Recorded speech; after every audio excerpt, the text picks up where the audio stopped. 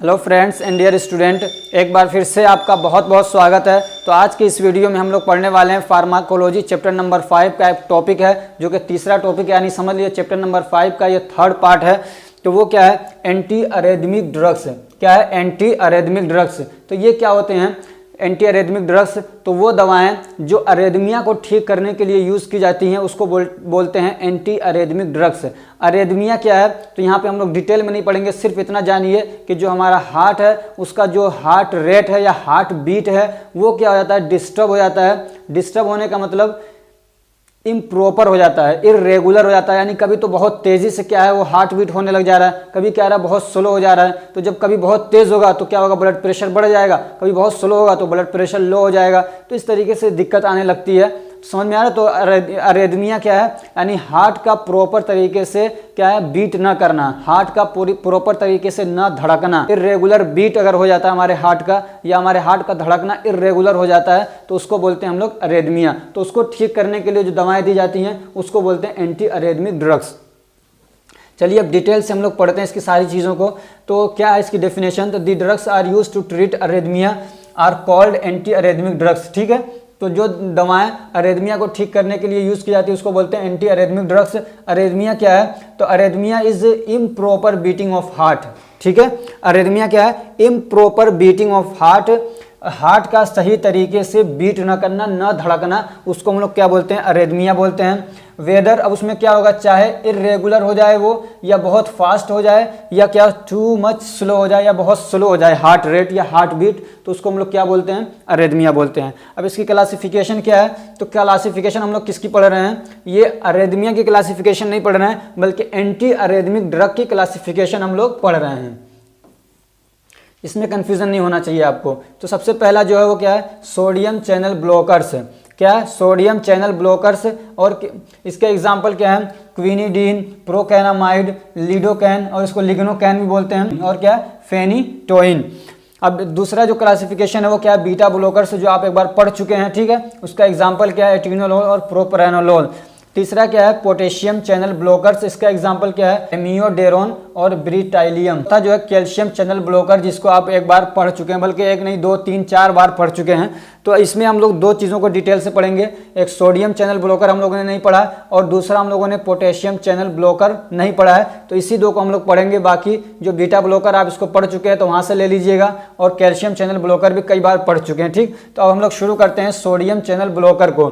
तो इसका एग्जाम्पल क्या है? तो क्विनिडीन, प्रोकैनामाइड, लिडोकैन या लिग्नोकैन, और फेनिटोइन। तो इसका फार्माकोलॉजिकल एक्शन क्या है?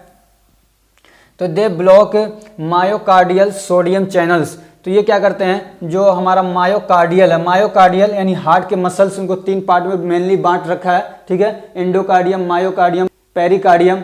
ठीक है, तो जो मायोकार्डियम होता है ये बीच वाला मसल्स होता है, जो कि सबसे मेन होता है, इंपॉर्टेंट होता है कॉन्ट्रैक्शन और रिलैक्सेशन के लिए, जिसकी वजह से क्या हार्ट हमारा क्या ब्लड को पंप कर पाता है। ठीक, तो मान लीजिए इसमें क्या हो रहा है? मान लीजिए हार्ट का रेट बढ़ रहा है बहुत ज़्यादा, हार्ट बीट बहुत ज़्यादा बढ़ रहा है, तो ये क्या करता है? मायोकार्डियम के सोडियम चैनल को ब्लॉक कर देता है। जब उसको ब्लॉक करता है तो क्या होता है? हार्ट रेट थोड़ा सा नॉर्मल हो जाता है। अब ये सोडियम चैनल, कैल्शियम चैनल में भी पिछली वीडियोज़ में भी बताया कि ये एक्शन पोटेंशियल का एक पार्ट होता है। ये जो चैनल्स हैं, ये सोडियम चैनल, कैल्शियम चैनल, तो ये क्या करते हैं? सेल के अंदर जाते हैं, फिर बाहर आते हैं, अंदर जाते हैं, बाहर आते हैं। तो ये एक पूरा प्रोसेस होता है। तो उसकी वजह से क्या होता है? जो हमारे सेल, जब ये सेल के अंदर एंट्री और एग्जिट करते हैं तो उसकी वजह से जो मसल्स हैं वहाँ पे कॉन्ट्रैक्शन और रिलैक्सेशन होता है, कॉन्ट्रैक्शन और रिलैक्सेशन होता है। तो अब ये जो चैनल्स है जितनी तेज़ी से जाते हैं फिर बाहर आते हैं, जितनी तेज़ी से जाते हैं फिर उसमें पोलराइजेशन, रिपोलराइजेशन, डीपोलराइजेशन, ये सारी चीज़ें होती हैं। बहुत डिटेल है इसमें थोड़ा। तो उसकी वजह से ये समझिए कि कॉन्ट्रैक्शन और रिलैक्सेशन होता है। ठीक, कॉन्ट्रैक्शन और रिलैक्सेशन की इनकी वजह से होता है। ये जो चैनल्स हैं, सोडियम चैनल, पोटेशियम चैनल, क्या कहते हैं? Chlorine ions. तो ये जो सोडियम चैनल है इसको क्या करता है? ये जो दवाएं हैं सोडियम चैनल ब्लॉकर, तो सोडियम चैनल को ब्लॉक कर देती हैं, यानी सेल के अंदर बड़ी तेज़ी से नहीं जा पाएंगे। यानी ब्लॉक करने मतलब परमानेंटली ब्लॉक नहीं करते हैं, बल्कि इनकी स्पीड को क्या कर देते हैं? कम कर देते हैं थोड़ी। और क्या करते हैं? दे स्लो डाउन हार्ट रेट, या हार्ट रेट को या हार्ट बीट को क्या करते हैं? स्लो कर देते हैं थोड़ा। अब इनका इंडिकेशन क्या है? कहाँ पे इनको यूज़ करते हैं? तो इसको अरेथमिया में यूज़ करते हैं, यानी एज ए एंटी अरेथमिक ड्रग के तौर पे इसको यूज़ करते हैं। और ये जो क्विनिडीन सल्फेट है, क्विनिडीन आपने पढ़ा, तो उसको मलेरिया को ठीक करने के लिए भी यूज़ किया जाता है। ठीक है, क्विनिडीन को मलेरिया को ठीक करने के लिए भी यूज़ किया जाता है। अब इसके कॉन्ट्राइंडिकेशंस क्या हैं, तो दे आर कॉन्ट्राइंडिकेटेड इन, इनको कब नहीं देंगे, तो हाइपर सेंसिटिविटी, अगर यानी किसी को इन दवाओं से अगर बहुत जल्दी एलर्जी हो जा रहा है या पुरानी कोई हिस्ट्री यानी उसको एलर्जी हो चुका है इससे, तब भी इसको ये दवाएं नहीं देंगे। ऐसे ही कोरोनरी आर्टरी डिसीज़, अगर किसी के हार्ट वाली जो ब्लड वेसल्स हैं उसमें क्या है, दिक्कत है, प्रॉब्लम है, तो ये दवाएं नहीं देंगे। ऐसे ही कार्डियोजेनिक शॉक है तो उसमें भी नहीं देंगे। किसमें, कार्डियोजेनिक शॉक है तो उसमें भी नहीं देंगे। अब ये कार्डियोजेनिक शॉक क्या होता है, तो sudden unability of heart to pump enough blood to meet the body's need. क्या मतलब इसका, यानी एक तरीके से ये समझिए कि ये एक तरीके से क्या है, हार्ट फेलियर है, कि जिसमें हमारा जो हार्ट है वो पूरी तरीके से ब्लड पंप नहीं कर पा रहा है, उतना ब्लड पंप नहीं कर पा रहा है जितना कि हमारी बॉडी की ज़रूरत है, तो उसको हम लोग बोलते हैं कार्डियोजेनिक शॉक, यानी समझिए एक तरीके से हार्ट फेलियर, तो उसमें भी ये दवाएं नहीं देंगे। ऐसे सीवियर हिपैटिक डिसऑर्डर, ऐसे किसी का लीवर में क्या है, किसी के लीवर में मतलब दिक्कत है, चाहे इन्फेक्शन हो, किसी भी टाइप की दिक्कत है, अगर सीवियर है वो, तो उसमें भी ये दवाएं नहीं देंगे। अब इसके डोजेस कितना देते हैं, तो क्विनिडीन, जो क्विनिडीन है इसको 100 से 200 mg देते हैं। टीडीएस का मतलब थ्राइस अ डे, यानी दिन में 3 मरतबा ओरली देते हैं। ठीक है, क्विनिडीन को 100 से 200 mg के बीच में थ्राइस अ डे दे सकते हैं, यानी दिन में 3 मरतबा ओरली। और प्रोकैनामाइड को 0.5 to 1 g, यानी 1 ग्राम पर डे, यानी आधा ग्राम या 1 ग्राम पर डे इसको दे सकते हैं ओरली। ठीक, अब जो दूसरा है पोटेशियम चैनल ब्लॉकर। ठीक है, क्या है, पोटेशियम चैनल ब्लॉकर, तो इसका एग्जांपल क्या है, अमियोडेरोन ब्रिटाइलियम। इसका फार्माकोलॉजिकल एक्शन क्या है, तो they prolong the duration of action potential, वही मैंने बताया ना, एक्शन पोटेंशियल होता है, तो ये क्या करते हैं, उसके ड्यूरेशन को बढ़ा देते हैं। यानी एक्शन पोटेंशियल अगर जल्दी जल्दी होता है तो हार्ट रेट बढ़ जाता है, जल्दी जल्दी क्या होगा, हार्ट क्या करेगा, ब्लड पंप करेगा। तो एक्शन पोटेंशियल अगर थोड़ा सा नॉर्मल हो जाए तो हार्ट रेट भी नॉर्मल होता है। तो यही क्या करते हैं, ये प्रोलॉन्ग कर देते हैं, यानी उसकी टाइमिंग को बढ़ा देते हैं, यानी उसको थोड़ा स्लो डाउन कर देते हैं एक्शन पोटेंशियल को। ठीक, दूसरा क्या करते हैं, दे डिक्रीज हार्ट रेट या हार्ट बीट को ये कम कर देते हैं। तीसरा क्या करते हैं, they block potassium channel in myocardium, तो और ये क्या करते हैं, तो ये पोटेशियम चैनल को मायोकार्डियम में ब्लॉक करते हैं। मायोकार्डियम हमारे हार्ट का मसल्स है जो बीच वाला होता है। अब इसके इंडिकेशंस क्या हैं, कब इसको हम लोग यूज़ करते हैं, तो they are use to treat atrial fibrillation.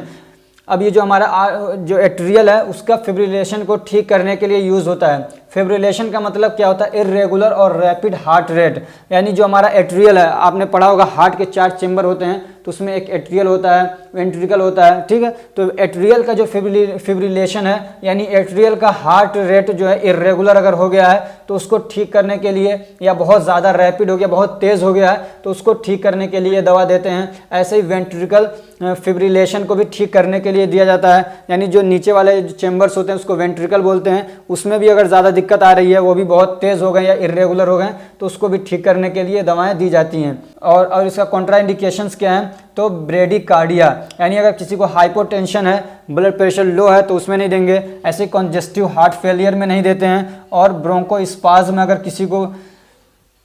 किसी के क्या कहते हैं, लंग्स में स्पाज्म हो रहा है, ब्रोंकाई के अंदर स्पाज्म हो रहा है, ऐंठन हो रहा है, तो उसमें भी ये दवा नहीं देंगे, नहीं तो और ज़्यादा क्या है, स्पाज्म होने लग जाएगा। क्योंकि इसका साइड इफेक्ट क्या है, एडवर्स इफेक्ट इसका क्या है कि ब्रोंकोस्पाज्म भी कराता है, तो पहले से ही है और कराने लग जाएंगे तो बहुत तेज़ उसको दर्द होने लग जाएगा।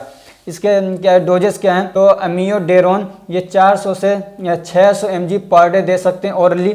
ऐसे ही जो सोटालोल, एक इसका एग्जांपल आपने ऊपर कुछ और पढ़ा था, ये वाली जो सोटालोल है ये ज़्यादा यूज़ होने वाली दवा है, इसलिए मैंने इसको यहाँ पे ले लिया है, उसको छोड़ दिया है। तो आप इसको भी क्या है वहाँ एग्जाम्पल में सोटालोल याद कर लीजिएगा। ठीक है, तो इसमें ए लगा लीजिए, ये क्या है, सोटालोल। तो ये कितना यूज़ होता है, 40 से 80 mg BD यूज़ होता है, यानी दिन में 2 मरतबा आप इसको यूज़ कर सकते हैं, 40 से 80 mg ओरली। ठीक है, ये जो आपका टॉपिक था यहीं पे कंप्लीट होता है। अगर ये हमारी कोशिश आपको अच्छी लग रही है तो वीडियो को लाइक करिए, चैनल को सब्सक्राइब करिए और अपने फ्रेंड्स को भी शेयर करिए ताकि वो भी इससे फ़ायदा उठा सकें। Thank you so much for watching.